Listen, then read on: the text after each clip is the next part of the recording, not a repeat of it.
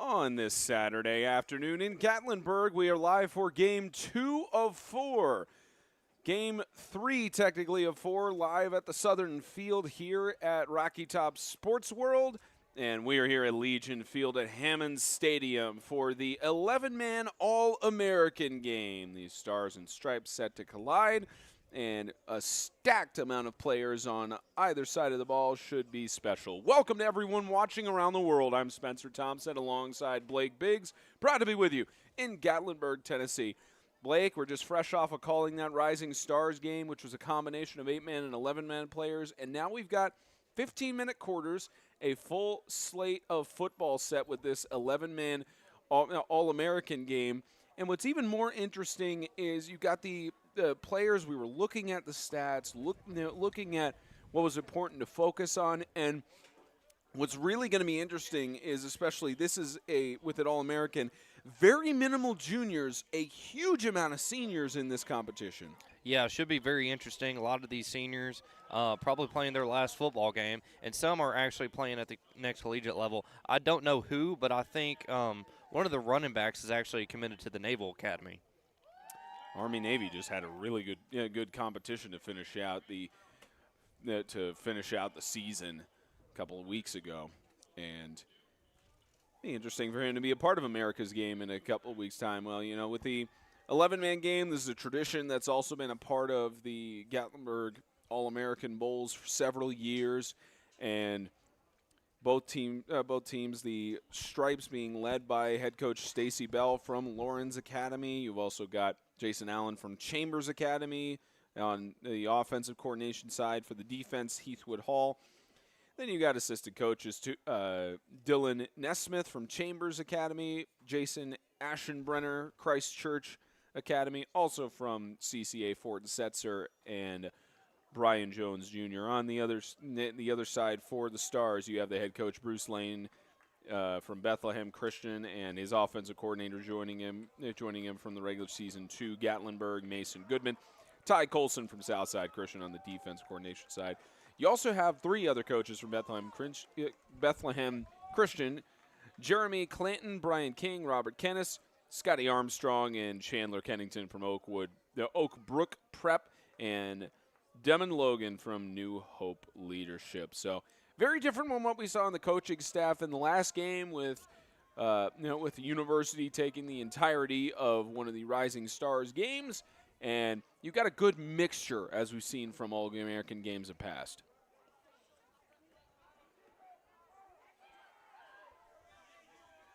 We were talking about the weather as well. 56 degrees with a high wind warning. Should peak at about 58 by 3 p.m. And we are set to get underway here in this 11-man All-American competition. Again, 15-minute quarters, 12-minute quarters in the competition on the other side of the fields, down at technically what is called Field 6. Proud to bring you both of these games live. I'll try to give you scoring updates from the other competition as well as we are able to.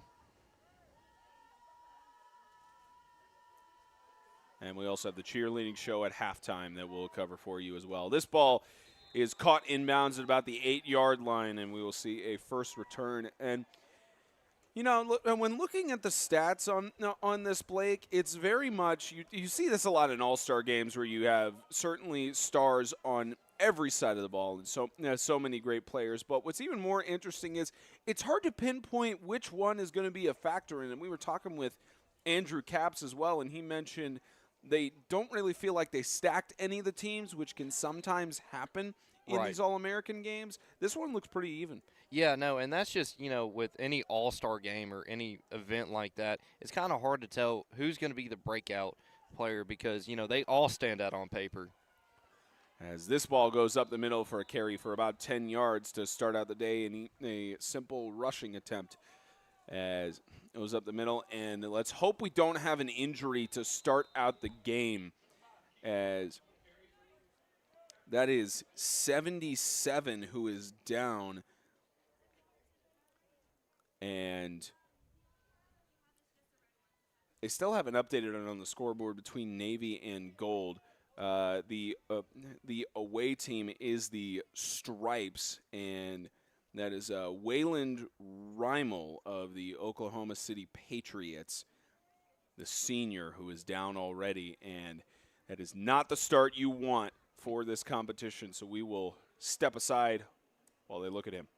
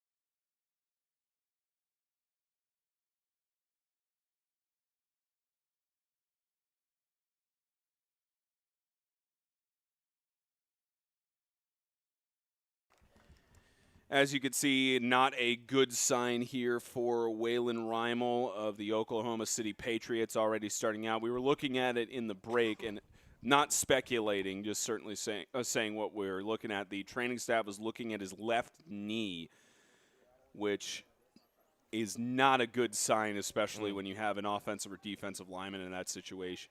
And he is a senior, correct? Yes, we got to listen. Man. He's a senior, especially you hate in the to last see game. that. Yep. First play of your last game of your senior year, that's awful. You hate to see that.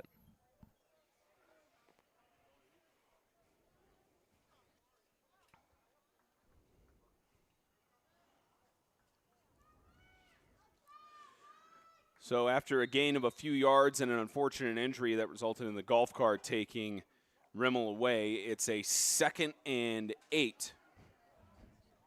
And looked like their quarterback was wanting a offsides or encroachment. He's trying to get him to jump. Not really being successful there, and it's a run up the middle. This one being carried through to about the 14-yard line. Yeah, and that's a decent run by Keegan Barnes to open up first play, open up the second half. Let's see if they keep going back to him. Yeah, Keegan Barnes, the senior from St. Mark's Catholic, as he gets a breakaway up the middle. Keegan Barnes into, not in enemy territory quite yet, but a big chunk play for the senior. Yeah, good, 15, 20-yard gain right there by Keegan Barnes. Hopefully they go back to him. I say, if it ain't broke, don't fix it. Moves it to the 34, and they'll keep it with Keegan Barnes on the ground. Gets a gain for forward to the 40-yard line. Had 127 carries on the year, about 669 rushing yards. So anytime he gets the ball, this is about his average for 5.3 yards per rush. Yeah, good solid run right there by Barnes. Absolute workhorse of the offense right now. Quite literally, I think he has all their yards. And they're going to work him again. You're right about the workhorse. As he's going to the outside, he's trying to break away. He's got potentially one man to beat inside enemy territory to the 45. Spence, is it too early to pick MVP? Is it? A little bit. Yeah, okay. You got a point. I mean, it depends on if they do anything else with their game plan. As we get a stoppage on the field. And looks like Looks like Barnes will have to go off. I think he has some blood coming off of one of his arms, so he needs to get patched up. He's at least pointing to his arm for something. More than likely just a scrape there. Safety issue. Toss right side, airing it out, looking for the receiver. Incomplete, intended for Alan Alvarez, the senior from Fort Dale Academy. Yeah, and trying to air it out a little bit right there. Didn't quite work. His receiver just wasn't there. Didn't really force it. Just play didn't happen, and let's see if they go back to the air.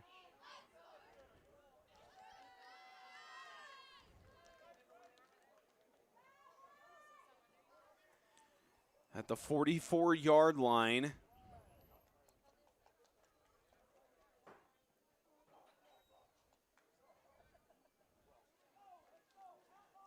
You see a lot of audibles being coordinated here. Every one of the teams had the same amount of practice here. They already are working on audibles. To the left side, the reception made for the Stripes. Headed to the 28-yard line. A good catch by Lennox Hires, the junior from Trinity Christian Academy. Yeah, are we going to ignore that hit, though? Did you hear that, that train horn? He laid down the track right there, baby. Good hit right there, but good reception nonetheless. Yeah, that was a good defensive stop on that hit for the Stars.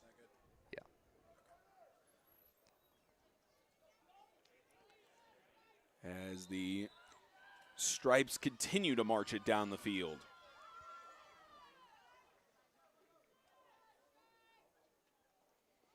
As they'll hand it to the right side. This time they try to use another one of their running backs who will get tripped up at about the 28-yard line.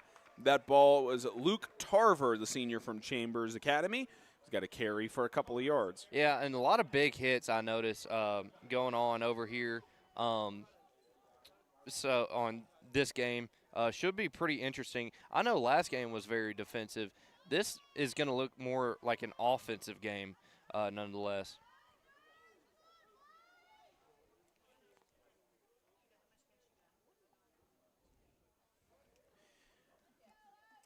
Handoff up the middle. Try to give it again to the same man in Luke Tarver, and nothing doing because of this Stars secondary. Yeah, and I wish they didn't, roll him down right there, because I honestly think he could have kept going and might have ran it to the house had he, not called him dead. Brings up a 3rd and 10 on the 28.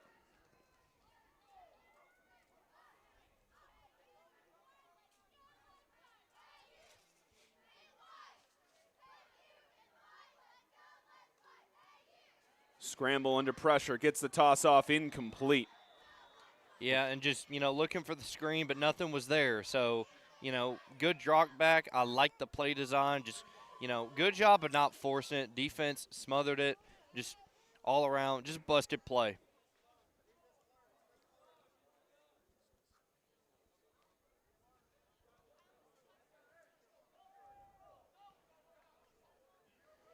And notice how checked into the game, Keegan Barnes is back in. Back in after being looked at again. I think it was just he needed a Band-Aid or something to keep the bleeding from stopping.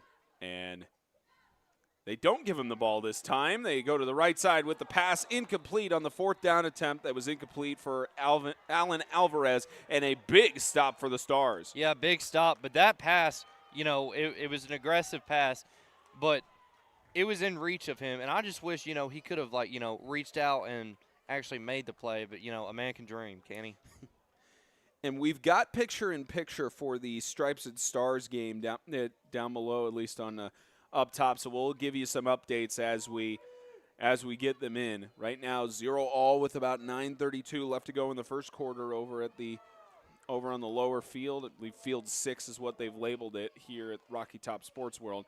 As the Stars get their first time on offense, and they will put their trust in Joshua Adams, the senior from Bethlehem Christian Academy. Had 133 carries on the year, over 1,800 rushing yards. Gets a nice gain of about 4. And I like this. Like you said, good solidified rusher. I like the fact that, a 5-yard run on first down, it's solidifying the run. So it leaves room open, if you wanted to, risk, an incompletion right here, it's okay to pass as they're in a pass set. Loose ball. This is going to go to the right side at the direct snap. Grant Powell to the right. He'll maybe get back to the line of scrimmage. You know, Grant Powell was the senior from Hickory Grove Christian. Had an average year as a quarterback, lack of a better term, 56 for 102 for 724 passing yards, 7 touchdowns, and 2 interceptions. But what was more impressive was that he had 65 carries for 87 yards. So the challenge was he has 5 rushing touchdowns, 4 conversions, and only about a yard per rush. So had a challenging year in both the passing and the rushing game on his side, and still heading to the All-American game as he gets the quick toss out to the right side, weaving through space up to about the 44-yard line. It's a good reception and run back by Joshua Adams, the senior teammate. I beg your pardon, the senior from Bethlehem Christian Academy. Yeah, Spence, on that note, like you said, you said it's a rough year. It didn't have many offensive yards. One thing I will say is QB sacks do affect that statistic. Yep. So, something to keep into account for, This is going to be just handing it off. And in the backfield, nowhere to go for Anthony Hawkins Jr., swallowed up by the defense of the Stripes. And that was a big tackle by Ethan Sussed, from the senior from the Oklahoma City Patriots. Yeah, big-time game, big-time plays. Great tackle right there by the defense, by Ethan. Good way to step up and establish, hey, now they're in second long, kind of puts them kind of in a hole like, hey, we got to pass it now with the running quarterback. So pretty intriguing look here. Brings up about a 2nd and 12. A lot of time to work with as he slings it out. What a catch from Kalen Robinson, the senior from Ezel Harding Christian. Yeah, and I like that designed little rollout right there. He still had, if he wanted to sit in the pocket and take it, he still had plenty of time. But I like the fact that, he rolled out, found his receiver to the sideline, got the foot in bounds, got the pass there, and good completion.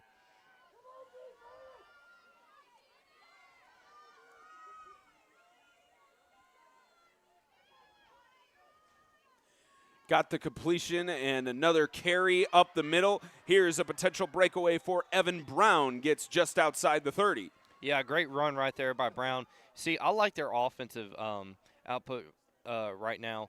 You see, they have a running quarterback in, but he showed he can roll out, throw a quick dime. I love, that they're establishing the run super early on. Do they take it deep? Do they run screens? Let's see. Stars 6, Stripes 0 with 6:30 left to go in the first quarter in the juniors 8-man football game. Stars getting on the board early at South Field as we have a toss here to the left side. Joshua Adams again spinning out a tackle and then swallowed up by the secondary at the 28.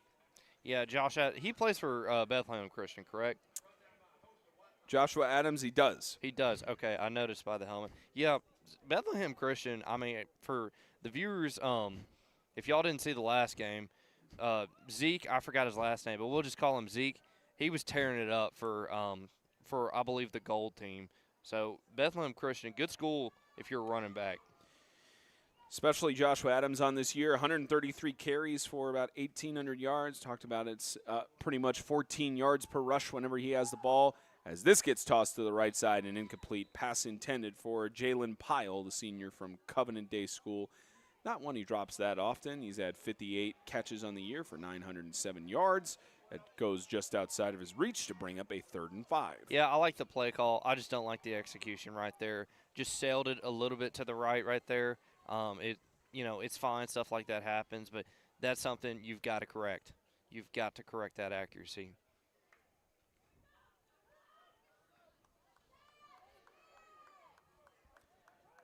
Again, a great defensive stop by the Stars as they have marched down about 50 yards and are continuing to push through as the push by Joshua Adams doesn't get really anywhere, at least not enough to the first down, brings up a 4th and 3. And this should be an interesting situation right here. We'll see, okay, do they want to be aggressive or do they want to go ahead and take the 3? looks like they're going to be a little bit aggressive in a 4th and short situation, encroaching on the red zone. 5 yards outside of it, and it looks like they're still going to go for it. To my knowledge, they do not have anyone to kick a field goal or even attempt it. And I like this Buckeye formation right here by the offense. Two running backs in the field, in the backfield. Stripes trying to get the 4th down conversion across the middle. They've got it, and a little bit more. How about a touchdown? Keegan Barnes. Yeah, great play call right there. And again, like I said, real big fan of the formation right there. We called it the Buckeye. That's something we ran in high school. You have 2 running backs in the backfield. You fake it. You can go either run. You can run it with either running back and just hit the slant right there. Perfect play calling by Navy, or excuse me, the Stripes, right? Used to be Navy on that.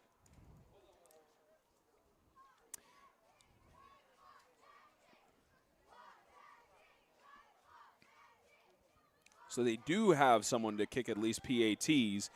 Perfect. Not an issue for Benjamin Hopper, the senior from the OKC Patriots. And to start off the game, the Stars, after getting a pivotal defensive stop on around their own 20-yard line, they march it down the field for 7 in the 11-man All-American Bowl.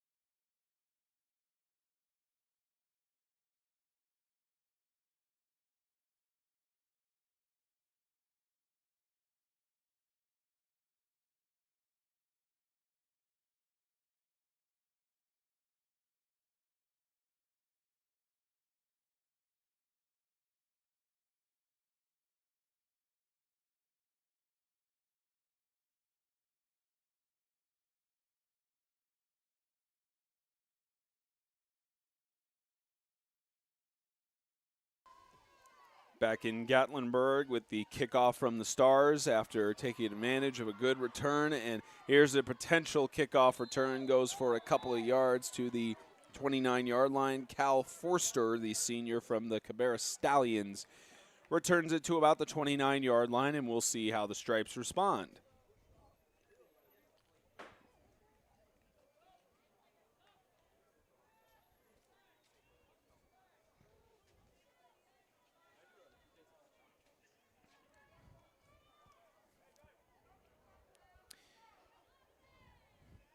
Now 8-0, the Stars over the Stripes. I believe that was a safety unless they didn't update the 2-point conversion attempt.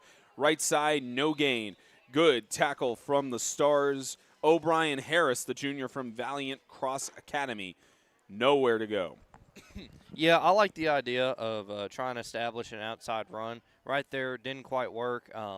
Linebacker showed contain. Defensive line did their job. So I like the idea, just not the right time. Not the right time. Gain of about a yard with that stop, and brings up a 2nd down and 9.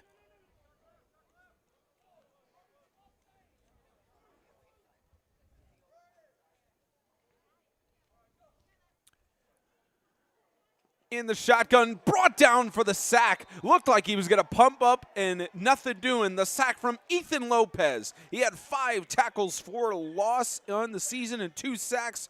Add that to his total. I know that one had to hurt because he was looking downfield. He thought he had his receiver, and then he got clotheslined. That one, ooh, I could feel that from here. Ouch.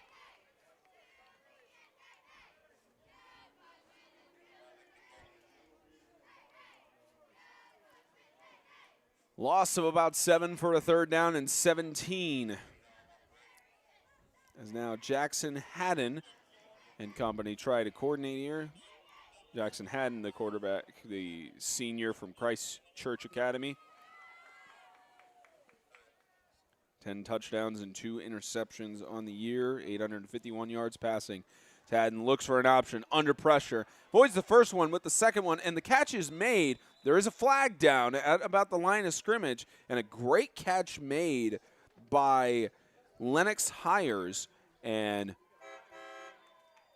We'll see about the flag.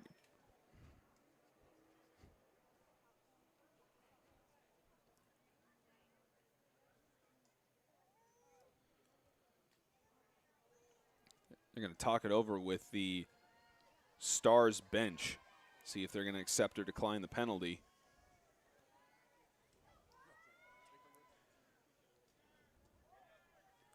Ineligible receiver downfield called in the offense, and they'll decline it because of the result of the play.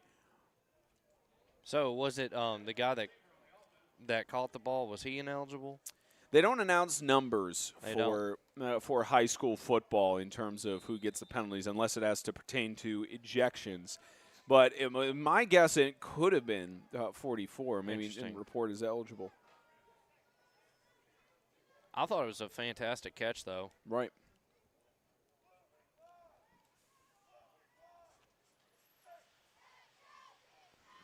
As this will be punted away from the 15-yard line and have an attempt on a return, as there's not much for Johnny Blue to work with, the junior from Bethlehem Christian Academy. Couldn't really go anywhere there, and the Stars will get back to work. Yeah, great special team coverage right there by the Stripes. Just closed in on his man. He did minimal damage on the return, and, they're situated at about the 50-yard line, or 49, excuse me. But, could have been a lot worse. Could have been a lot worse. 3:26 remaining in the first quarter. Stars begin this drive on their own 49-yard line.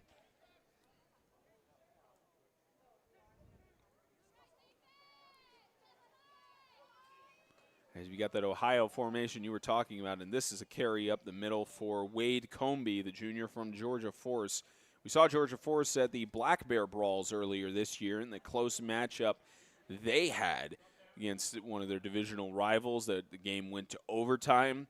It was also delayed at its start with lightning delays on the 3 Black Bear Brawls, and Wade Comby showed up in that game, and decent season for him. He doesn't carry the ball that much. 3 carries for 9 yards on the season, and he's mostly receiver. He's had 28 catches for 613 yards on the year. They don't use him for rushing that often, and this time it'll just be a keeper for Austin Bauer, the senior from the Columbia Crusaders, as they force him out of bounds for maybe a gain of a yard or 2. Yeah, and they popped him right there at the end. Still a great rush, though, by Austin Ballard. But you mentioned the Georgia Force. Who did they play in the Black Bear Brawl? I'm got to remind myself of that. I was producing for that game.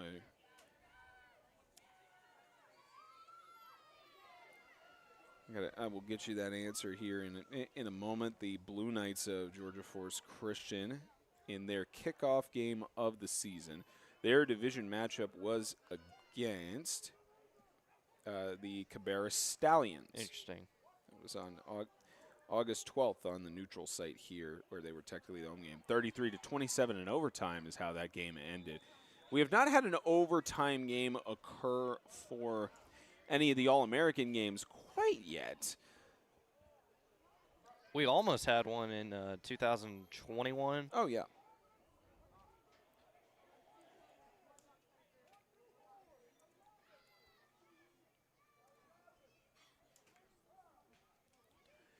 Gets very rare on those kind of overtime games for an all-star matchup anyways. I wonder if there's ever been an overtime game in the Pro Bowl either, like NFL-wise. Probably not. It usually always ends in a blowout.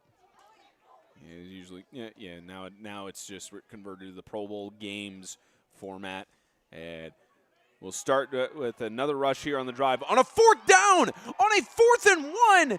All they needed was 2 yards, but they got a touchdown from Joshua Adams. 29 rushing touchdowns on the season. Tack that on for the senior. And that's, again, like I said, you call it the Ohio formation. I call it the Buckeye. That's just what we called in high school. I love it because you have 2 running backs in the backfield, and you don't know who's getting it. So great misdirection right there. Even better run right there. So great play call all around. Joshua Adams showing up with that additional touchdown for the Stars, and tack on another PAT to make it 14-0 with 1:50 left to go in the first quarter. The Stars are leading over the Stripes.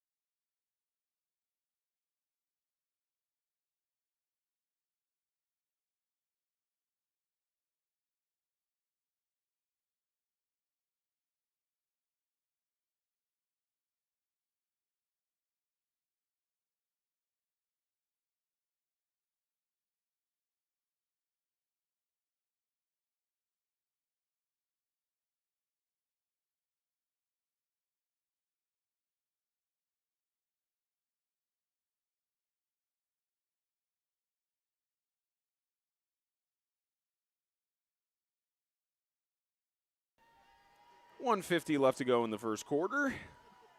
Stars set to kick it off here as you see the theatrics a little bit for the Stars. Definitely an all-star game, and that is ruled a touchback because he caught the ball in the end zone. Again, a player safety situation there for high school football. Have to enforce it consistently, and now the Stripes will try to respond, down 14-0. See, I didn't know that was a rule. I thought you can either, elect for a fair catch or, risk it and, go downfield and try and get some yards. I didn't know that, Spence.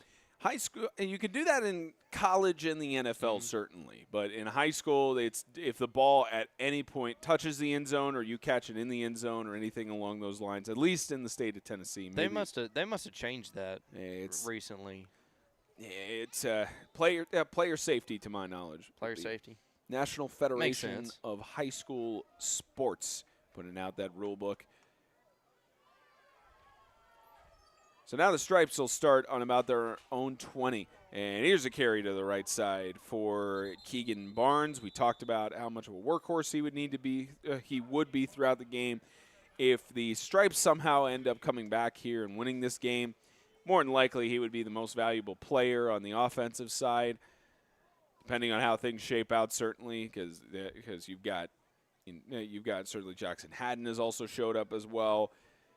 Way too early to be talking about that kind of stuff, but something to keep in mind. Yeah, something to be hopeful about, but what's it called? Just wishful thinking. But, yeah, he's been the bright spot in this offense right here. 60 seconds remaining in the first period. It's a toss to the right side. Wide open. How did he catch that? Joseph Hopper. I beg your pardon, Corrine Henry, the senior from Chambers Academy. Yeah, what an incredible catch down the sideline right there. Just found his man streaking down open, beat his man off the corner, and just good pitch and catch right there. Great work for the senior from Chambers Academy, as this is carried up the middle by who other than Keegan Barnes. Gets a gain of a couple of yards there to put them inside Stars territory. And that's the interesting part as well for the Stripes. You've got Joseph Hopper and Corrine Henry. They both are wearing number 1. I guess both of them wore number 1 through the season, and neither one of them would budge on changing numbers. But Joseph Hopper is number 1 on the defensive side wearing a red helmet, and Corrine Henry is on the offensive side of the ball wearing a blue helmet, as this time they will elect to hand it off to Luke Tarver, and he gets short of the line to gain. Yeah, and again, I like how they're trying to establish the outside run. While it's slow and it's not really working right now, just keep working on it. Just keep trying. It will come eventually. 14-0 in the juniors 8-man football game, and 14-0 here at the end of the first quarter. The Stars leading over the Stripes at the end of the first 15.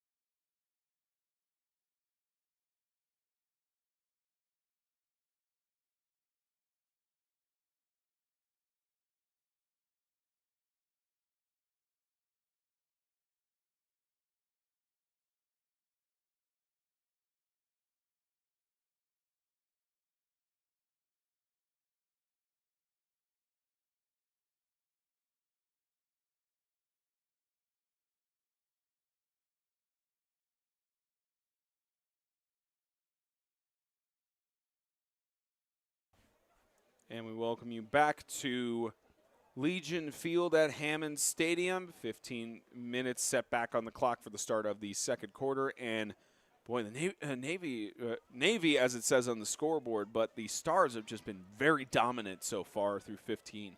Right, yeah, and it's mainly been due in part of, dare I say it, the Buckeye formation. It's tricking the defense. Let's see if the Navy team can the Stripes team can make adjustments. As this goes up to about the 45, and a rush there, a couple of yards, and it brings up. Chain said, say fourth down now. This was a third down play down to the 44-yard line. Yeah, it looks like they're going to be aggressive here and try and go for it. I mean, you're down 14-0, creeping inside, opponent territory. I don't see any reason not to. You got to be aggressive.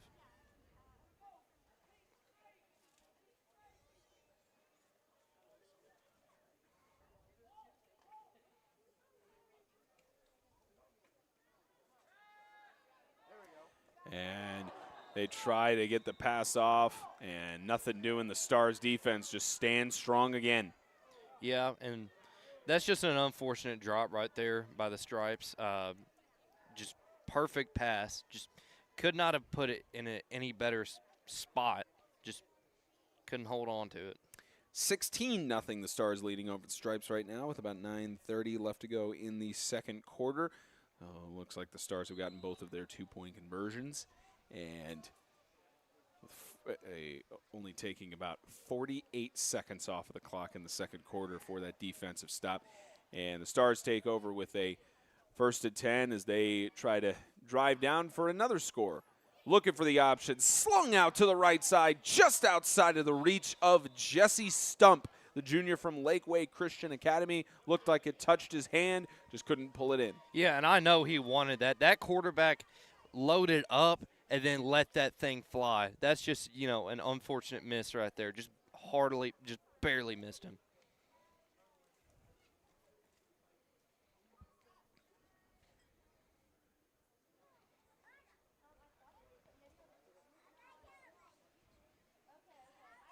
Stars have had plenty of chances on offense. You're seeing a lot of these deeper passes going on. It's what they've been able to work with so far. A scramble for Grant Powell. He'll toss it at the last second. How in the world was that catch made by Jesse Stump? Had two guys around him. You talk about needle and thread.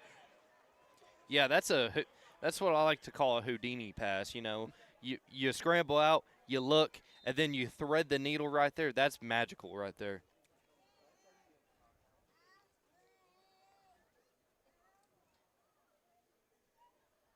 That'll move the Stars to the 44-yard line in Stripes territory. The Stripes defense just has not had an answer for them. No, they just have not, and it's just, they just having a hard time adjusting to all the different play calls.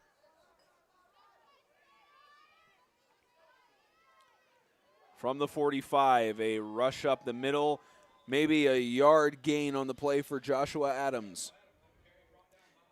And the Stripes have now scored in the juniors 8-man game, 16-6 score right now, with about 8:22 left to go in their respective first half.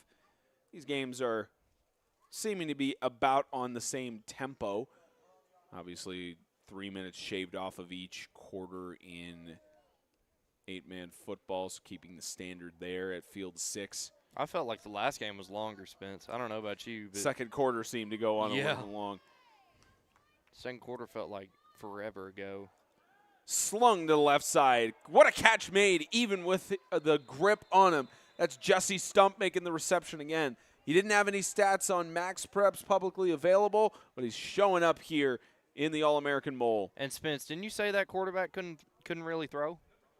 He thread the needle right there. Yeah, Graham Powell had a kind of average year on his quarterback stats, and you mentioned it. A big affecting factor on there could be pressures, and you're noticing this offensive line is giving Graham Powell a lot of time, so the senior from Hickory Grove Christian is showing up. as he opts to hand it off here to the right side as this ball is carried to about the 25-yard line. Looks like another carry for Joshua Adams. Yeah, and Grant Powell, his play style, I mean, it kind of, I don't want to go off the wall with these crazy, comparisons, but again, like statistically, Anthony Richardson wasn't the best, more of a running kind. I kind of see the same thing, just watching the play style of Grant Powell as well. Definitely a running quarterback for sure. So I believe it's actually Evan Brown in the backfield who has the ball right now as he's finding a hole in space. What a leap! Leaps over the defender with clean contact. That's Evan Brown, the senior from St. Stephen's Episcopal. And there's a flag down, or several flags down there. It didn't look like he made any contact, as you see on the replay. He didn't contact him at all. He contacted the second defender on there with the tackle. So that might be what they're flagging him for. Yeah, he pulled out his inner jump man. Like, he literally looked like the Jordan logo. That will make for a good Instagram caption right there. If he ever gets a hold of him doing that and post it on Instagram, oh boy, I'd be licking at the chops just to get a photo of me doing that over somebody. That was disrespectful. Clean. So they do call a penalty for hurdling there. So the for rule, hurdling? that's at least what it sounded like up here with what the referee was saying. I believe the rule is you can jump over a defender. You just cannot have any of your body touch, even if it's another defender. You can't have any bit of contact with them until you after the hurdle when you're coming down. And my guess is that they called him on that for the second defender that he contacted. Let them play ball. Come on now. I understand, player safety is something that should not be taken lightly. But seriously? Yeah, sometimes you just have to go by the letter of the rule there, as this is slung to the left side, incomplete. Looked like the pass was intended for Kylan Robinson, and the senior from Ezel Harding. It looked like it was past him. He was a step ahead of it, so a little bit of miscommunication on the route there. Yeah, definitely a little bit of miscommunication right there. I feel like the D-line had a part. I saw a hand go up, maybe might have tipped the ball a little bit one way or another. I don't know. I didn't get the greatest look at it, but nonetheless, incomplete pass. Let's see how they respond here.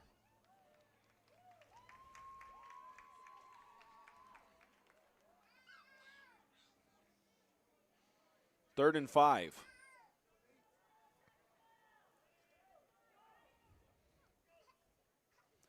Powell, under pressure, gets it off incomplete. There's a flag down. They're going to call pass interference. Evan Brown was the intended target. Yeah, I'm not too sure about that one, Spence.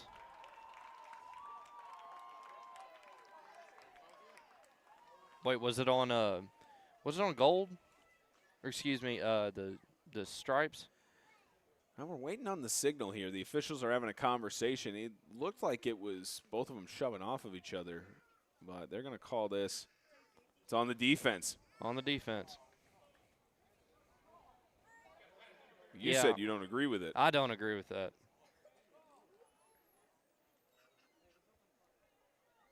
I also don't agree with a lot of things, Spence, so take that with a grain of salt. So, is there anything you do agree with? I agree that we should just let the players play. I agree that we should let players hurdle, and that this game has gotten too soft. But that's a personal opinion, and I won't get into the politics of that. Well, the penalty results in a first down just outside the 10, and here's a keeper as Powell tried to get further along, and it'll be stopped at the 6-yard line. And with the penalty, it's a 2nd and 5, so not a first and goal yet. They have to get to the 2 to get another set of downs. And again, like I said, Powell, you can definitely tell, his stats don't just pop off the paper, but his play on the field is, that's what sets him apart. While he may not be statistically the greatest player, his play style, that rollout, that design QB run, that's valuable, especially in a Buckeye system like this. Powell will hand it off up the middle, trying to go through. This will get down to about the 2-yard line. Another great carry by Evan Brown. On the season, he had Evan Brown, so he's a senior. It's funny, he actually is another quarterback. He was 69 for 154, and I'm assuming that's 12 who's been running the ball. So if that's the case, his jersey's kind of scrunched up, so I could be calling the wrong number here. Right. But I mean, that looks like 12 to me pretty clearly on the camera shot. So he's 69 for 154, 1,100 passing yards with 9 touchdowns and 4 interceptions, 186 carries for 1,500 yards. As he's going to take it again, avoid the tackle, spinning around, but that defensive line will stop him. Yeah, good solid run right there. But back to what you were mentioning, Spence. If he is a quarterback, maybe they try maybe like a running back little flat, and then maybe he may try and go out and pass it to somebody streaking downfield. Just keep in mind, maybe a little bit of trickeration down the road. And they did get the first down, so they do have a new set of downs to work with. And that is correct. Number 12 for the Stars is Evan Brown.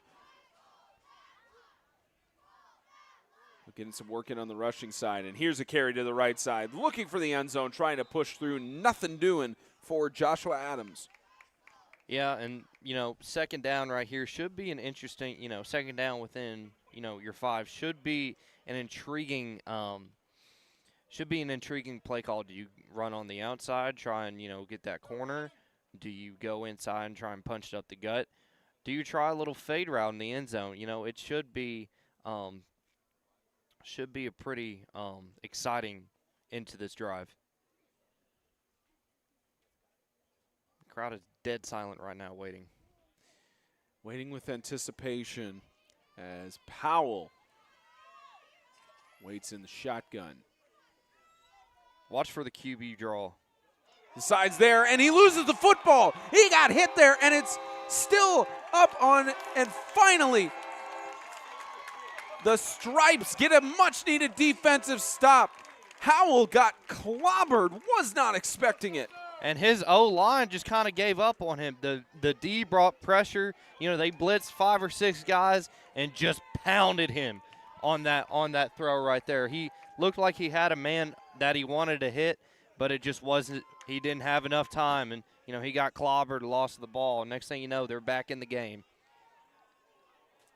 Both teams have all 3 of their timeouts at this point, and the Stripes with plenty of time to march down the field have got possession back.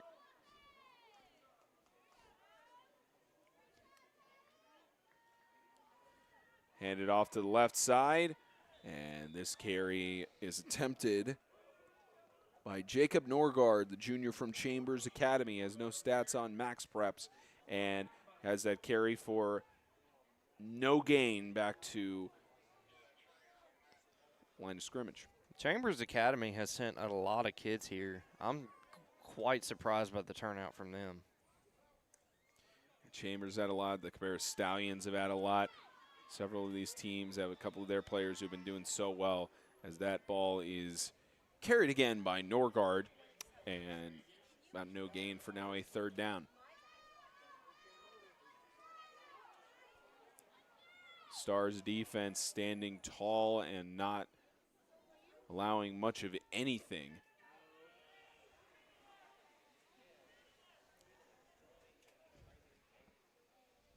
Stars defense coordinated by Ty Colson from Southside Christian.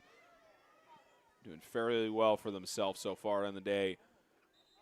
And it looks like say that as is about to be a flag for encroachment. Yeah, that's a backbreaker for the defense right there. You had them at a 3rd and 10. Now you're at a 3rd and 5. They have a little more breathing room of, what they can do now to your defense. And, that's a real big mistake right there.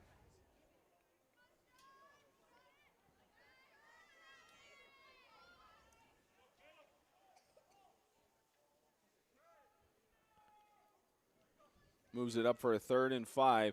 Quick sling. Ball was tipped by one of the defenders. The pass intended for Lennox Hires. Yeah, and the quarterback, I believe that's from Cincinnati Landmark. Is that the helmet? I believe so. You sound Cincinnati about right. Landmark. Okay.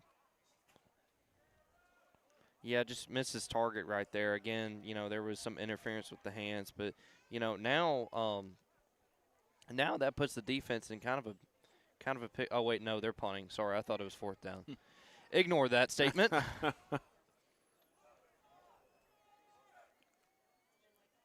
And it'll just be booted away. Looks like good pressure from Gavin Thompson. He's trying to get the ball, and it's just a fair catch. And the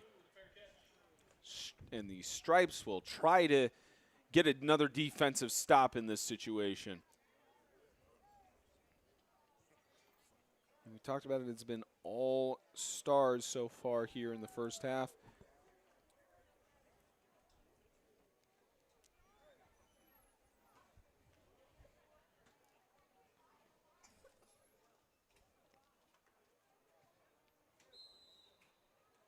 .6:03 left to go before halftime.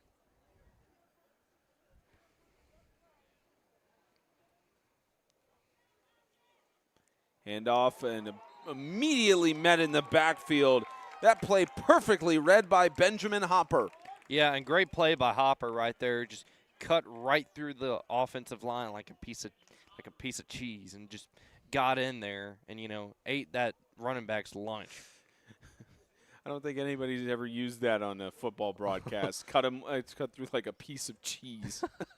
I'm hungry. You just ate the sandwiches we got for lunch. I know, but I'm still hungry. Halftime, it seems like he's going to scarf down the remaining half of whatever was in that box lunch. Like a piece of cheese. I'm sorry.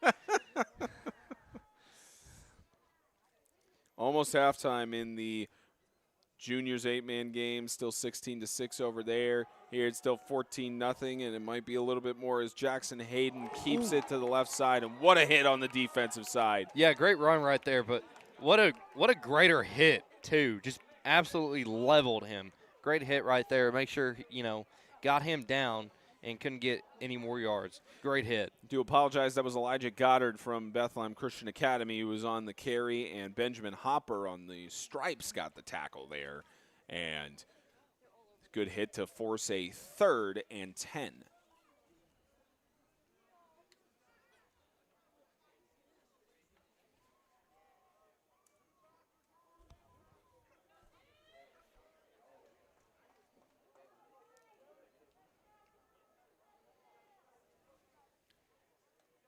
Here's a scramble. Quick toss right side. The catch is made for the Stars, and weaving through the defense, trying to get past the last man, avoiding so many tackles, did Joshua Adams. I know we talk about running back U. Is Bethlehem Christian running back high school?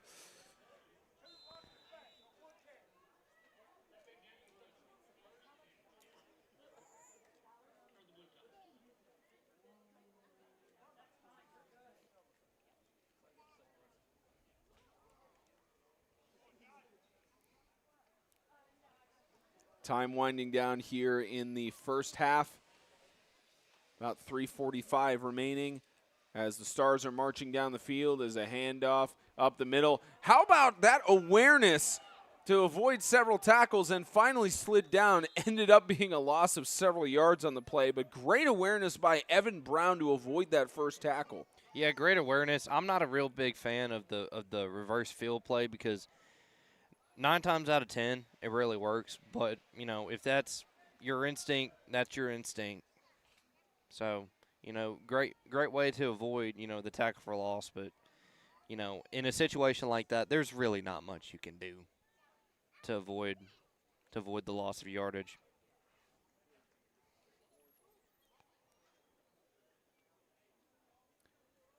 On the 37-yard line, the Stars take a major loss of 5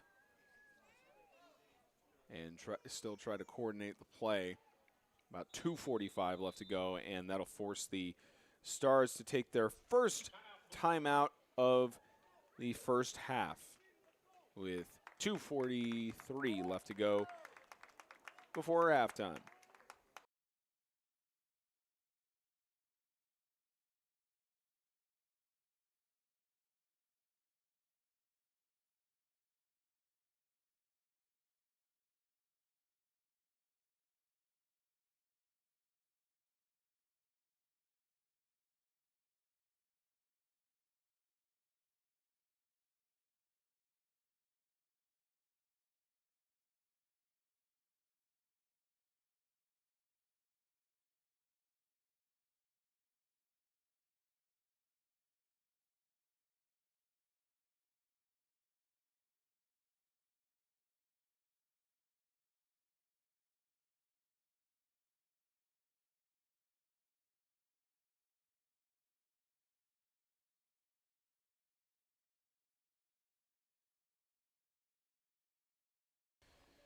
Stars had a chance to think it over. 2:43 left to go in the first half as they try to march it down the field and increase their lead to 21-0. Stripes had the ball first.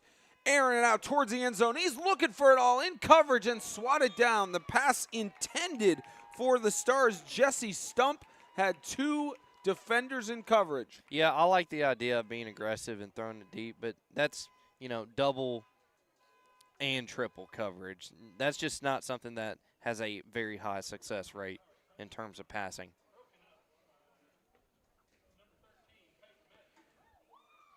We can tell you in the juniors 8-man All-American game, 24-6, the Stars still leading over the Stripes in that competition. And it looks like both of these games are about to finish around the same time. The clock is running in the juniors game right now. And speaking of running, to the left side, gets the pass off before he's tackled to prevent the sack. Austin Bauer trying to get it over to Evan Brown. Yeah, it looks like after that they're probably going to switch out quarterbacks, but still great play awareness right there. Knew he was getting pressured, knew the pocket was caving in, and just got out. Tried to do a little hop pass in order, to avoid the sack, but just couldn't make the throw. Austin Bauer, the senior from the Columbus Crusaders, he was 97 for 178 on the season. About 1,600 passing yards with 21 touchdowns, 9 interceptions, and try to punt it to boot him, pin him deep as it's fair caught at about the 11-yard line. And the Stripes will get back to work.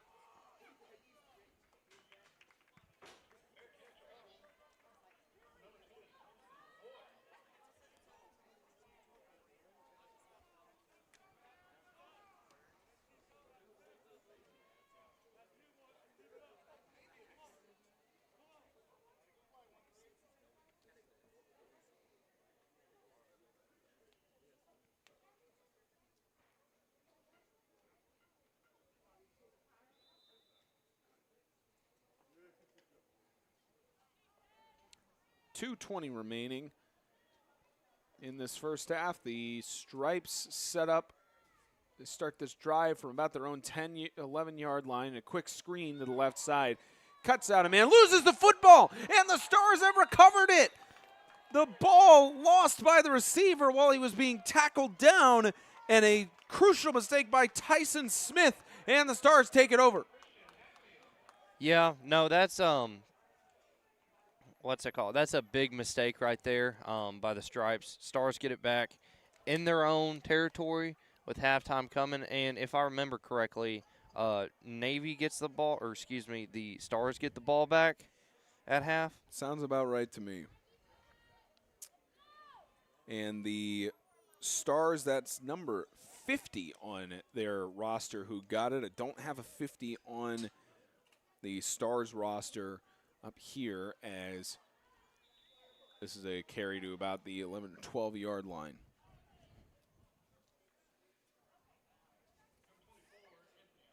It's Christian Hatfield from Abbeville Christian Academy who was number 50. Got it from the alternate roster up here. And great awareness by Hatfield to know where the ball was loose. Gain of a couple of yards for a 2nd and 6. Minute 37 left to go in regulation as this will be carried up the middle. And finally takes several men to stop the rusher Joshua Adams, who's been putting in work as well. I beg your pardon, work as well for the Stars. And clock will continue to run. I'm sorry, Spence. I had to fight a spider off real quick. There's a spider on the camera. I know. Not very, keen of him. Sorry about that. You would not want to go down to Australia during the summers, that's for sure. Nope. 60 seconds left in the first half, trying to get to the end zone, pushing through. I believe he was short of the goal line. They rule him just short. Now, Joshua Adams again trying to break through, and he got stopped at about maybe the quarter-yard line. I love those kind of runs. Even though he was short right there of the end zone, it was a good physical run. He put his body on the line. He went head first, tried to get the ball over the goal line, and, fell just short. You can't ask for any more from a running back. Hand it off, trying to get him in. Easy walk-in touchdown, Joshua Adams, and the Stars are up by 20.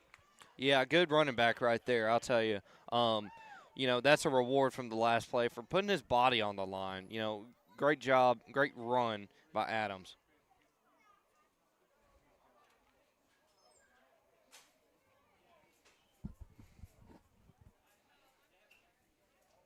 The other player we mentioned who's been putting in work so far with the PATs is set to take another one off and high up, and no question whatsoever for Benjamin Hopper.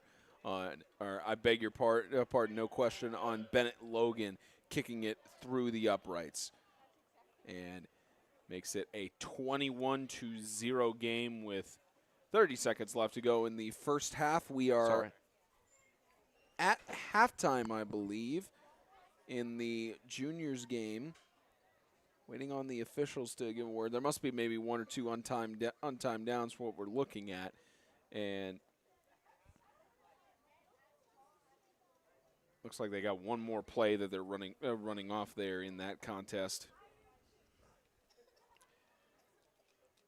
Looks like they'll just try to run it up the middle with the time expiring and running in the end zone. A touchdown for the Stripes, running it through to the end zone as the quarter is expiring. We got 30 seconds left in halftime of this competition. And waiting for the scoreboard to update there. I believe that should be 24-12. 24-14 as the teams will head to the locker room for their halftime break. We're getting close to that here as well. 30 seconds as this is booted off to the end zone and picked up at about the 3 or 4 yard line. We'll have decent return and spinning out of 2 tackles. How about more than a decent return if he could get past the man, and that is decent showing by Alan Alvarez, the senior from Fort Dale Academy, and got a return to about the 30-yard line, leaves 19 seconds on the game clock. Yeah, good physical run right there. He took the first hit like a man and then shed it off and then got him a few more yards. Great run right there by the kick returner. Yeah, officially halftime in that game, 24-6, and waiting for the scoreboard to update on. Looked like the Stripes were the ones who scored down at the end of the first half, and 19 seconds left here. Quick toss left side, looking for some options, and it was almost intercepted through the hands of Elijah Arnasalam, the senior from Georgia Force. He has 3 interceptions on the year, was trying to get his 4th one. Yeah, great play right there by the cornerback. Read his receiver perfectly, knew when to turn back and make a play on the ball, pinpointed the ball, just couldn't come down with the catch. Great play right there by the corner.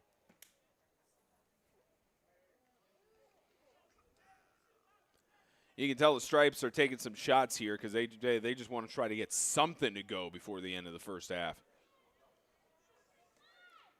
Second down, slinging it deep downfield, and it's picked off. Picked off by the Stars, Jazeer Dukes, his 6th interception of the year, but he loses the football and it's fumbled.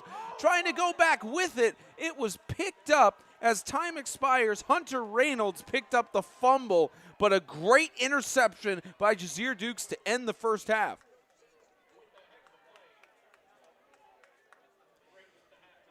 We will be back in about 10 minutes for coverage of the second half of the 2023 Gatlinburg 11-man All-American Bowl. 21-0, the Stars taking a stranglehold over the Stripes.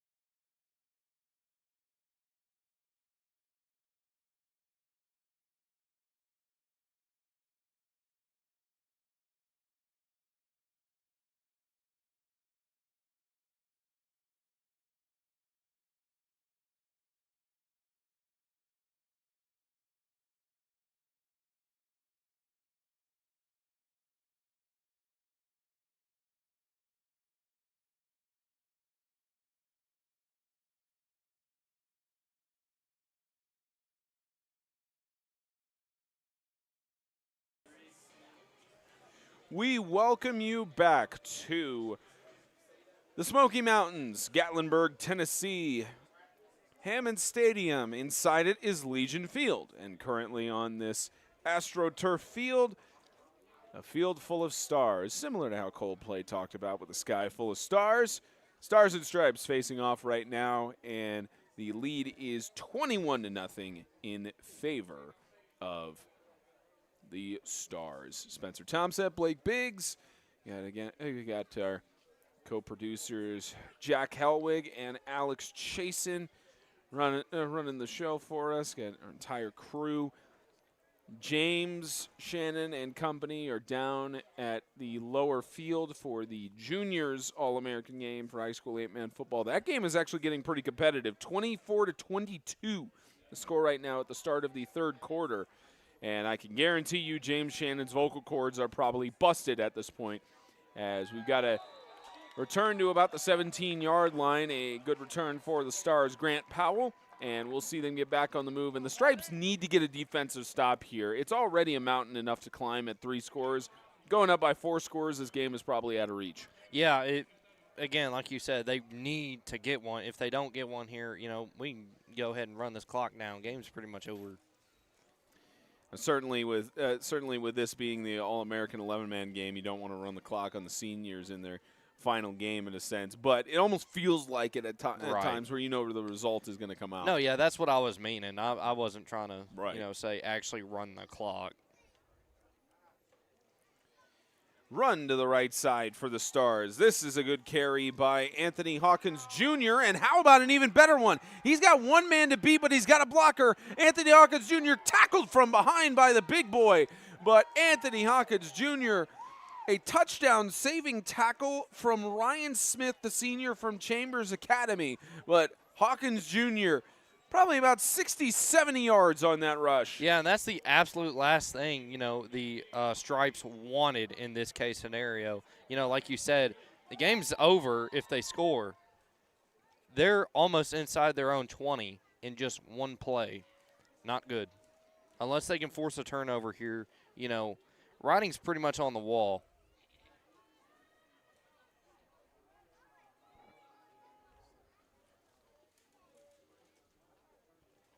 From inside the 30, another rush up the middle. Not much room for Evan Brown to work with.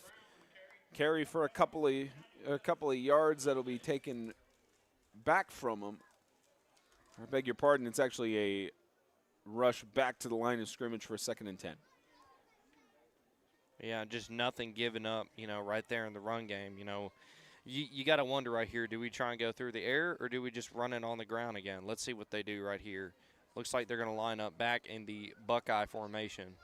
And name of the game, especially with you being up this much, is just to continue running it, as this is a rush up the middle at carry by Gavin Thompson, senior from Hickory Grove Christian. On the season, he had 77 carries, 624 yards, averaged about 8 yards per rush. And a total of 14 rushing touchdowns, gets a couple of yards gain there as it moves them to a 3rd and 7. Yeah, and that's one thing I took notice of. They not only do they – it's not that they know how to stop that Buckeye formation in the run, they're limiting it. But how do you do that? You spread out your linebackers. And what happens when you spread out your linebackers? You get more susceptible to the pass. So watch for a little air raid right here. About 3rd and 7. Here's that air raid you were talking about. Slung over the middle. He caught it with the defender pushing him down. Jesse Stump managed to suck it in and keep it in possession. Yeah, Stump right there, like the last name said, he took it hard on the ground. Great catch right there. Even bigger hit right there. Great hit, great catch. Good all-around play by both teams. Makes it a 1st and goal on the 7-yard line. You predicted it perfectly with the attack in the air. Likely with a fullback to each side, they'll just opt to rush it. And they will. Carry to the left side. He's got the open space. Touchdown for the Stars. Another great rushing touchdown from Anthony Hawkins Jr. He set him up to be in this situation. finishes it as his reward. I'm telling you, Spence, that formation works like bread and butter. You wouldn't think it would, but it does. You put an X guy and you put a Y guy, and you have a tight end, 2 running backs, and it's just, it's beautiful. It's like poetry in motion. Knife and butter, I like that better than the slice of cheese metaphor that was in the first Spence, half. don't hold that against me. Butter ain't that much better. Butter goes on food. Stop it. PAT here that goes perfectly through the uprights. Not any challenge whatsoever for the star kicker for the Stars in Bennett Logan with that kickoff. 28-0, 12:03 left to go in the third quarter. The Stars are starting to take a commanding lead as well in the juniors game, 39-22 with 9:32 left to go in the third quarter. So ending up being an actually competitive game on that lower field. And here it's unfortunately all one-sided for the Stars. Yeah, so what was it? It was like 24-6 at one point, and now it's up to 30. What'd you say, 36-29? Well, scoreboard is being Okay. It's now 30-22. Okay, so that makes I don't more know what was sense. going on with the scoreboard there. Maybe they had a touchdown called back, but it's now 30-22 with 9:32 says left to go on the scoreboard, but in one of those challenging situations. It's been the first time in a while that we've had 2 broadcasts going on at once on 8-Man Extreme YouTube channel. And they stretching out or equipment being in different ways. There's the sway motion again from kickoff as this is booted deep by Logan.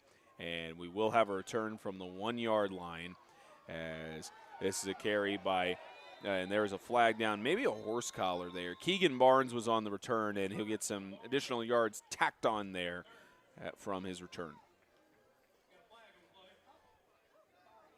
Yeah, there is some laundry on the field, so we'll see where this stands.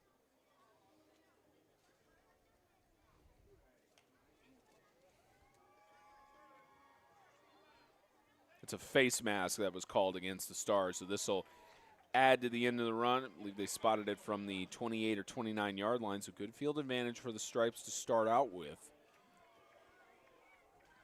But the Stars defense has seemed to always have an answer for this offensive attack. Offensive coordinator Jason Allen from Chambers Academy has had his work cut out for him today on the offensive schemes. Trying to at least get one score here, because the last thing you certainly want in your final game in your high school career is to be shut out. Alone in the pocket, managed to get it off at the last second, and it could have been intercepted, could have been caught. Tyson Smith with the incompletion. He was intended there. Elijah Goddard could have had the pick as well. Spence, that would have been a catch, in double coverage. Had he brought that down, would have been a great catch. But, the theme for today, I guess, every team wanted to come out here and just drop balls, We've seen a lot of incompletions today due to drop passes.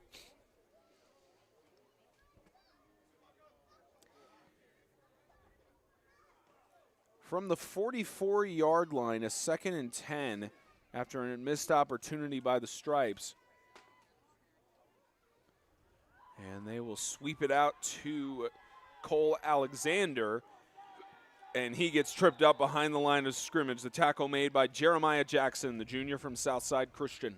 Yeah, good job by the defense right there. Kind of everybody crashed in and almost formed kind of like a great wall to keep him right at the line of scrimmage. Great play call right there by the offense, but even better play call right there by the defense. That's an interesting look for sure. No gain on the play. Stripes stuck on their own 44-yard line.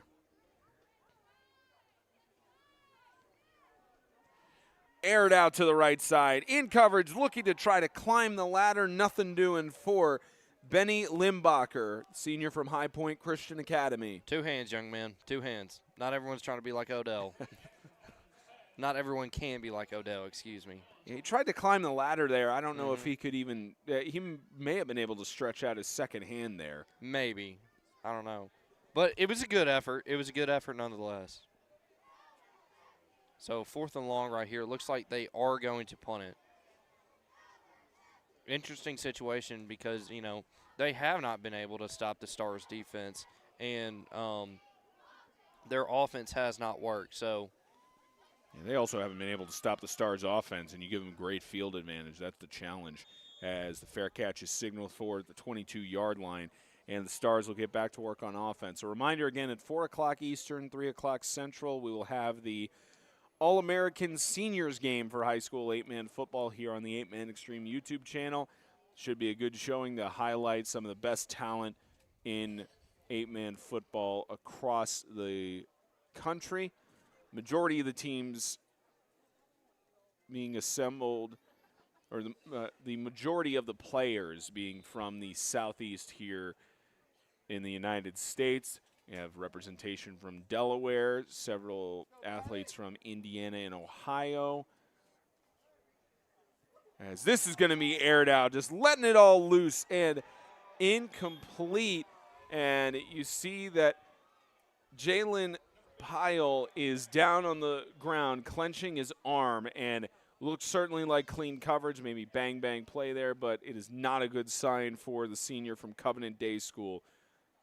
Be wincing at his arm like he is. And while they attend to him, we will step aside for an injury.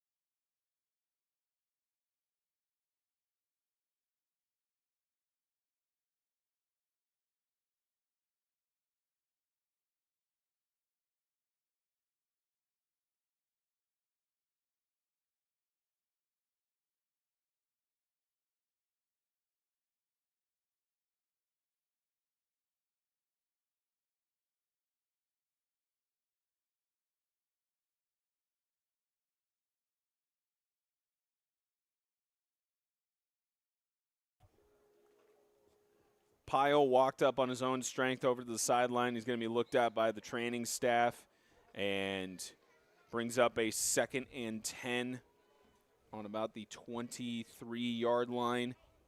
Stars trying to solidify it. How about that great tackle? Even with the Stripes not having any points on the board, Ethan Sussad, the senior from the OKC Patriots, getting a big tackle. yeah, great play right there by Ethan Sussad. Just walked in kind of in the back door, clamped him down, and then, you know, made a statement right there for them. Even though, yeah, they don't have any points on the board, they're still in this game. You know, 4 scores, you know, over the course of the next, you know, 25 minutes, it's possible. We've seen crazier things. So should be a intriguing next few minutes and an intriguing next drive for Navy, or excuse me, these Stars. Wearing Navy colors. Wearing Navy colors, correct. First year that we've had a Navy and gold situation, or it's been that for a while. Toss across the middle. Good completion. Going off to the races is Joshua Adams. No one's going to stop him. Touchdown. Yeah, take back everything I just said.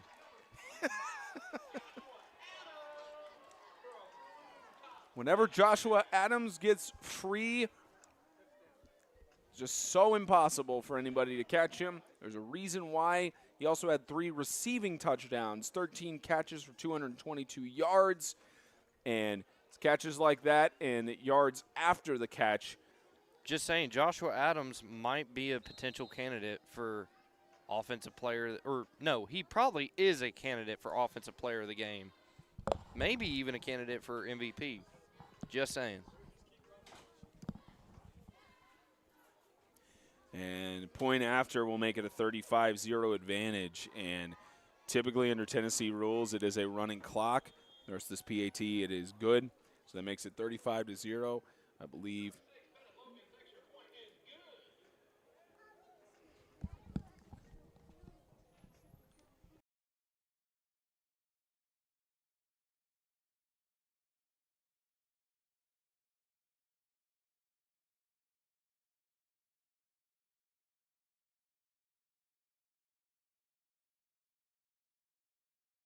Clarity that it is going to be a modified running clock. So during specified breaks, such as between touchdowns like this, the clock will not run. But once the game is going, it will run regardless of completions, or out of bounds in that regard. They will have a modified running clock on this contest. And to give you an update, third quarter in the juniors game, it still says 30-22 on the scoreboard.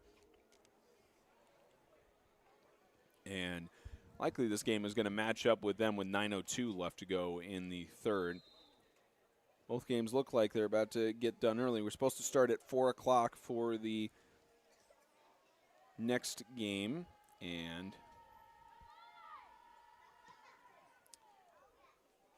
might be perfectly in tune depending on how things play out here. Here's a rush up the middle. Beg your pardon, a carry up the middle on the return. This time it was from the Stripes' own Alan Alvarez, and there goes the modified running clock. Should wrap things up unless the Stripes can get a score in this next drive or at any point. Yeah, let's see what they do here. Obviously, it's a little bit demoralizing to have that running clock, as a senior, this being your last game. That's the last thing you want, but, there's still time. Granted, very little, but there is still time. New set of downs for the Stripes to try and get something going on this offensive scheme. And it's a carry in the backfield, and met immediately almost at the line of scrimmage is Jacob Norgard, the junior from Chambers Academy. Yeah, and good, decent run to the outside. Didn't really get much. Only got about 2-3 yards. But still, decent run. Establish the outside run to hit the inside run. Break it off for a big play. We'll see what they do here, if they go to that or do the pass.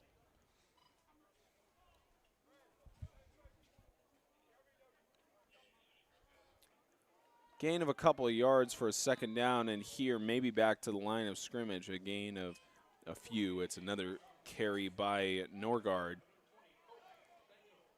And you never want to see one-sided games like this, especially in All-American games. It's a testament to the well-executed plan, primarily on the defensive side by their coordinator, Ty Colson from Southside Christian, and as well as Bruce Lane being their head coach and the other assistants who have been helping from Bethlehem Christian. They really just had a great game plan here, and it's another case in point there with another sack, but the ball's loose, and it's picked up. The Stars are going to get a return on a fumble for a touchdown. Jeremiah Jackson, the junior from Southside Christian. It's either him or 57, Ethan Lopez, one of those two with the scrunch jersey, but how about that as one of the kind of cherries on top for the Stars? Yeah, and that's Ethan Lopez right there, Spence. Yep. But anyway, back to what as I should say, that was a great play by him and the defense, really forced the ball out there. But back to your point, I'm glad you mentioned it because it kind of reminds me of my senior year. People were saying because it was mainly when Grace was big and it was Evangel and Ezekiel. Most of their players were on our team, and people would say, oh, well, they're going to get blown, they're going to blow the other team out just because their team. Well, the coaches, even though we lost, the coaches really helped us, play in a game that almost went to overtime. So it's not a testament of, the teams are stacked or this one's better than that. It's a testament of how good the coaches are for each team. So I'm glad you mentioned that point, Spence. 42-0, and Lopez did not have a forced fumble nor a fumble recovery on the season. And the perfect time for him to get that in the All-American game to force it at the line with that unfortunate mistake from the Stripes. Brings us to, yet again, the clock winding down with 5:20 left to go in the third. It's about 6:10 left to go in the third quarter. With the running clock, we may finish this game before the juniors game gets finished on the other field, depending on how things play out. We might. Now, why would the clock stop again? Because it's not stopping now. Would it stop for injuries and? I guess maybe they're just timeout? They might just be letting it play out now. Yeah, at this I point guess so. Because of the way things are shaping up.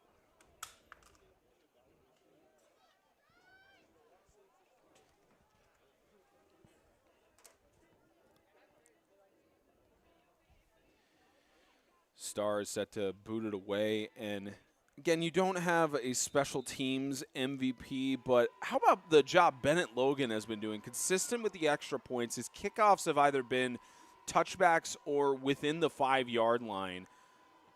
The junior from Bethlehem Christian Academy has been fantastic on the special teams game through the day, as this return by Peyton May, the senior from the Landmark Christian Eagles, get down to the 33-yard line. But Bennett Logan has been fantastic today. Yeah, and no, there's nothing you could ask more from a kicker like that. I mean, like you said, perfect on the extra point, been real good with the kicks, kickoffs, is put it in good position. I mean, if there was a special teams MVP award, he would 100% get it. Now, where is Bennett from again? Just curious, what school? Bethlehem Christian Academy over in Bethlehem, Georgia. I believe we had him mic'd up last night, Spence. And let me tell you, he was hitting it from 35, 40 yards out. I'm sure that he's going to be some good footage when we all sift through it. In total, he has 59 kick points on the season, and his high of that was actually in their first game of the year back in August with 8 points. But it was averaging. He only had 3 games where he was under 5 PATs being scored, and he has 2 field goals made on the season, his last one in September. He has not missed a field goal this year.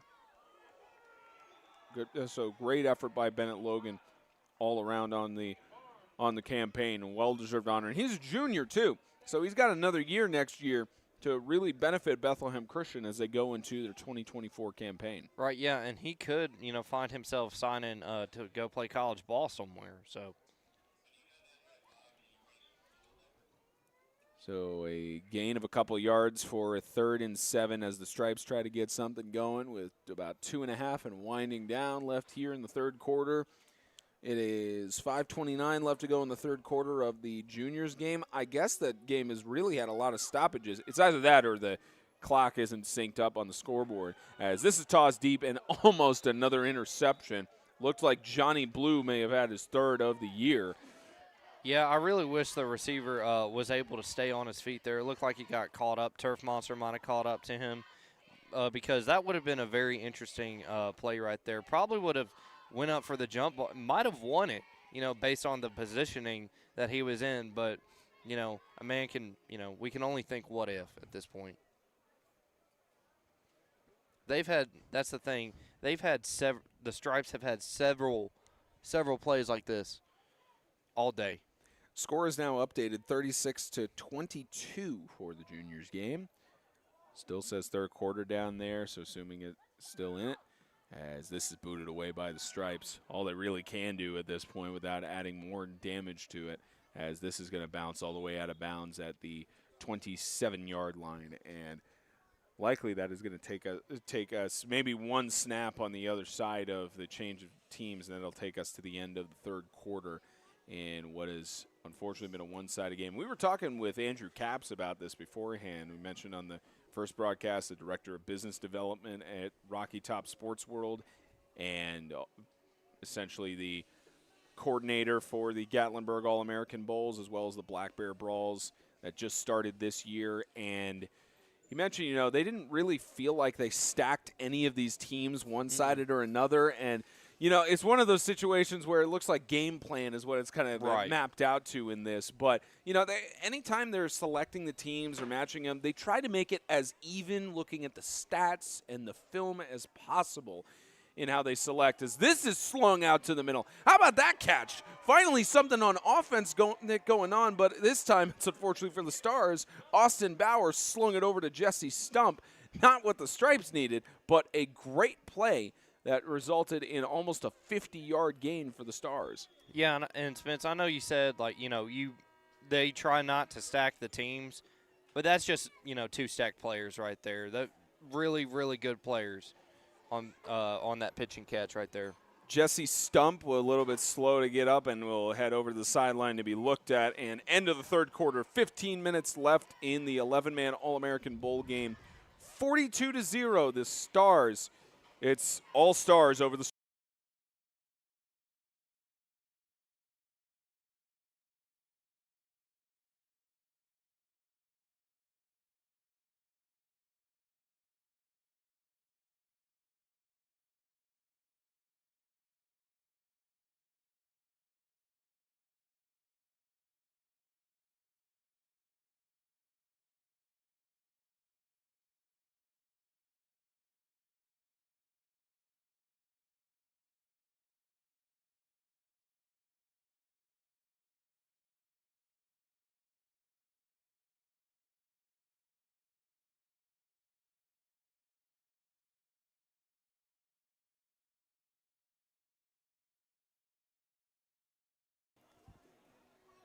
.15 minutes left here in Legion Field at Hammond Stadium, Rocky Top Sports World, as this is a carry to the right side over to the 24-yard line. Another good carry by Evan Brown, the senior from St. Stephen's Episcopal. Spencer Topset, Blake Biggs, co-producers.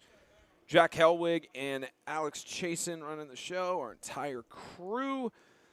Assembly of about, turned out to be 7-8 people, and several of them are now split over at the Juniors All-American 8-man football game. And now to the 25-yard line is where this play will start out.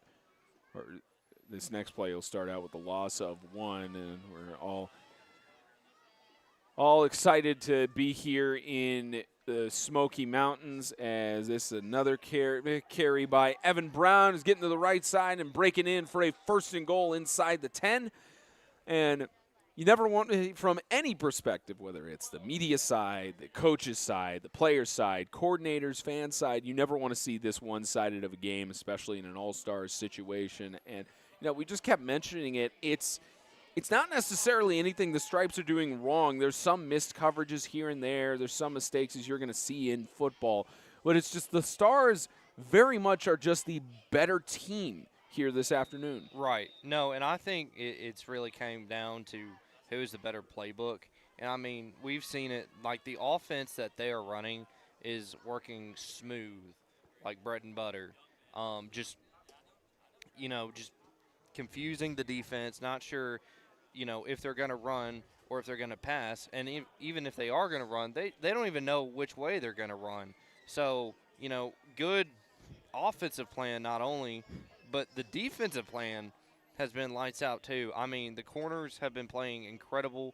Should be a few more picks here and there. They forced turnovers whenever they needed them. Just lights out all around. I know you said, they try not to stack the teams. I personally don't think it's stacked all in one favor, but I think it's just been a matter of whose playbook is better. I think the Stars have the best playbook. Timeout was called by the Stripes to stop the clock at 13:26 in the 4th, and that'll at least give a chance for the Stripes to regroup on defense and try to get a stop here to prevent it from being a 49-0 game. I have to look back in the record books to see what the highest score of any team in the All-American games has been thus far. I think we're close to it. If not, we've already passed it. And I don't think that there hasn't been a team that's been shut out in the All-American games either. I think maybe one was close and they ended up scoring at the last second. So, yeah, that's a good question for Andrew Capps. I think this is the highest score of any team in the All-American Bowl thus far. Like highest scoring or just highest scoring by one team? So, okay, so there was another game that was 49-0 in the past. The 2020, the 8-man game. So that was 49-0 a couple of years ago. So it has happened before. So we're on trend for a potential repeat. And here's the other thing that gets factored into that is important to mention. When you have these one-sided of games, regardless of what the circumstances are, this is especially where emotions can start getting very out of control. This is where you can have players that start getting more frustrated and start taking out their frustrations in either unsportsmanlike conducts or chirping too much and anger or frustration. And you also have these moments where I think you could see it on the Stars. They're coordinating and still running plays, but it doesn't look like they're intentionally trying to run up the score or anything. They're just doing trick plays like this with another touchdown over the pylon, pending the referee's signal. They rule him just short. It looked like he was over the pylon, but they rule him just short. That was a catch made by Austin Bauer, and he's ruled just at the goal line for a 4th and goal. But to finish the point there, nobody's intentionally trying to run up the score. They're not trying to put salt on the wound or anything like that. And especially when you have this kind of all-American setting, there's these guys who are just trying to get reps and maybe show some love to the linemen or do that kind of stuff. Right, so yeah. it's definitely not one of those And it's not like things. any bad blood or personal or like any rivalry thing. Honestly, it's more of a scouting thing. It's, hey, I want to get exposed, so I'm going to keep playing. You know, it's nothing personal. And you definitely have to give credit where credit is due to both of these players. The Stripes doesn't seem like they're giving up in any capacity. Same with the Stars as they muff the snap, and a good goal line stand by the Stars. What looks like it could have been a touchdown on the corner over the pylon turns into a turnover on down, so the Stripes get a good stop. The only problem is they're essentially on the goal line. Right, yeah. And, you know, you never really want that. It's not ideal. But down this much, honestly, you're trying to just look for something positive. Yep. So, you know, that is a positive, that goal line stop. That goal line stop. And you could turn it into another positive by say, hey, let's get like a good 10, 15-yard game from this, you know, even though we are in the goal line, and then, you know, address from there. 38-22 the score in the Juniors All-American game. Still says third quarter. And they at least get it out of the end zone and have a smidge amount of breathing room. That was a good rush to the left by Karsten Jurgensen, the senior from the Northside Lions. Had about 800-plus rushing yards on the season. Anytime he would carry the ball, it was about 10.5 yards each time. And gets a gain of a couple yards there for a 2nd and 8.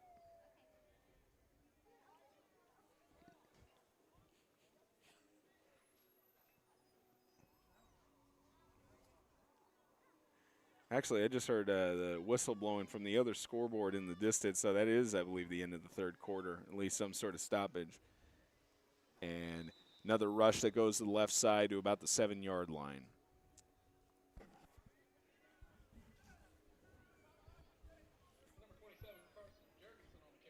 Now, Spence, how long that field house? That's new, right? A lot of stuff is new around here in the Gatlinburg Pittman High School. That field house, I don't believe it was here one of the first times we were here in January of 2019, and January of 2020 wasn't here. I know that they built it fairly recently because, I mean, you look at it on the outside, it clearly looks new as well. Yeah, it's clearly new. So it's definitely within the last 5-10 years, as this is slung across the middle and incomplete. So I don't think it's new, but certainly the roof needs to be serviced every year, at least looked at with how many footballs are being pounded over the mesh. No, yeah, that's one thing I was thinking. Just looking at it is, of course, I played in this game 2 years ago, and I don't remember that building being there off the top of my head. But you know, the building that you just so-called the mesh last time. I didn't call the building the mesh. Look, if was you're going to hold the that. cheese thing against me, I'm going to hold the mesh against you. Fair okay? enough. Fair enough. I'm just messing. Always.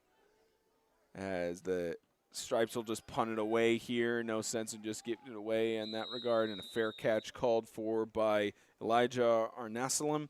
And 7:50 left to go. There's a lot of new improvements that have gone around here in the Rocky Top Sports World. The lower field where the Juniors All-American 8-man game is going on right now. That's relatively new, isn't it? I believe the field itself has been resurfaced. They are going to demolish that press box that everyone's currently in, which we were setting up for it last night, and we realized Andrew Capps was with us, and he realized that the electricity was cut for construction.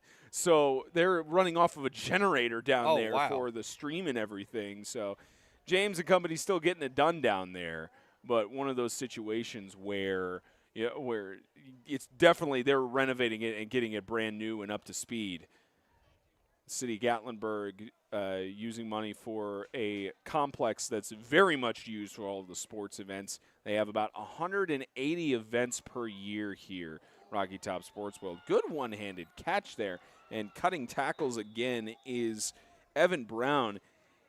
He's one of those silent warriors in a sense. I mean, we've called his name several times, and he's done some good stuff, but we haven't put as much focus on him as the others. Right, yeah, and honestly, that may have to do, and this sounds bad, with him being on the losing team. You know, typically if you're on, the winning side of the ball, you get a lot more, flash and credit than usual. Now, if you're on the other side of the ball, it's not as much. Yep.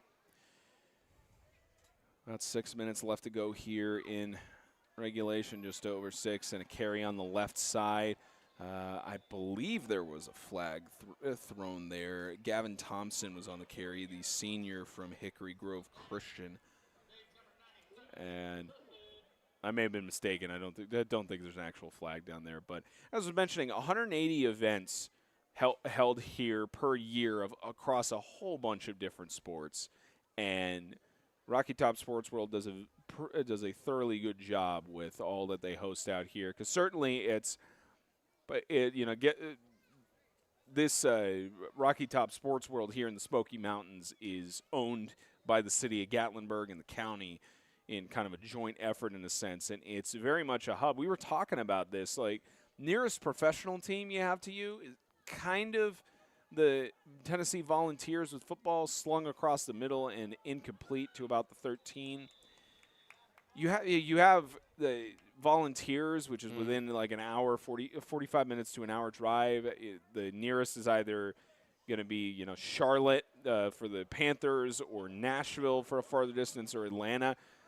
These kind of communities, they focus around high school football, and especially here with Gatlinburg-Pittman, Friday nights this place is packed. They've got a whole lot of people who are on site for these high school football games, and especially because there's, as locals, no matter where you are, you get kind of sick of the tourist traps that are around, as this is another carry and spin to inside the 5-yard line, maybe short of the first down by a yard, but it's kind of one of the things the community likes to come out for is Friday Night Lights.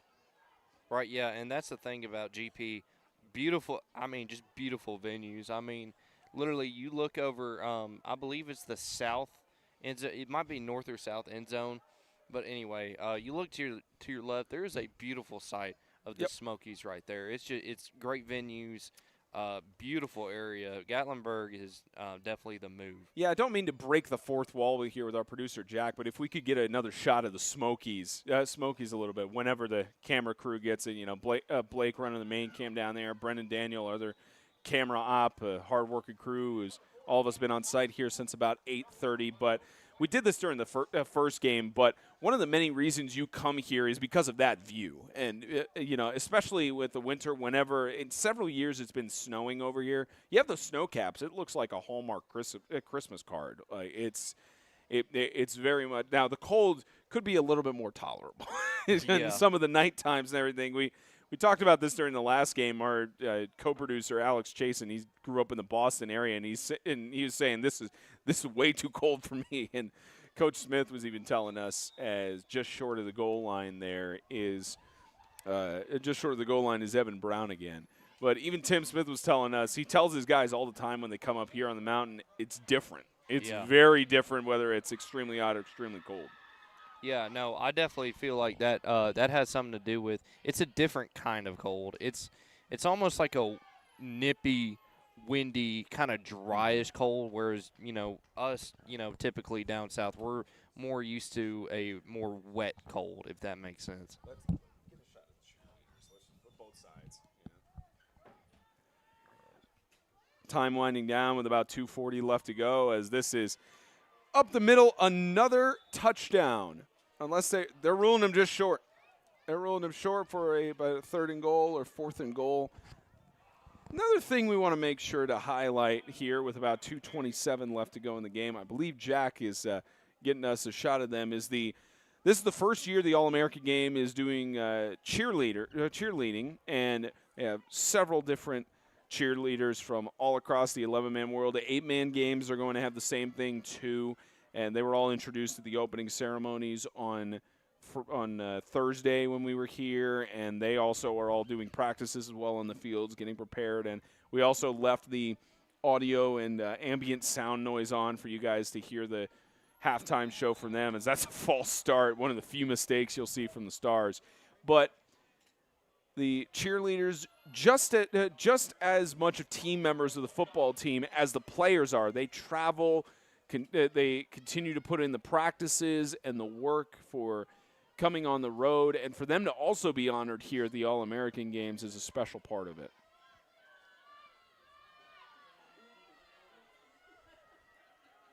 About 90 seconds left to go in regulation, so likely with this being a 3rd and goal, they'll maybe just run 2 more plays and let it go down here. And they might try and kick a field goal. I think James Shannon would be absolutely ecstatic about this, with Bennett Logan going for the field goal. Again, he's only attempted 1 on the year, was successful with that, and that field goal was from distance. I believe it was for 24 yards. This about the same distance. It's a muff snap, and he's going to pick it up.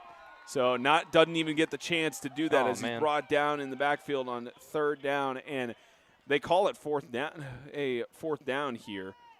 And I say you take the timeout. Or no, excuse. Oh, they don't have any timeouts left. Never mind. Ignore that.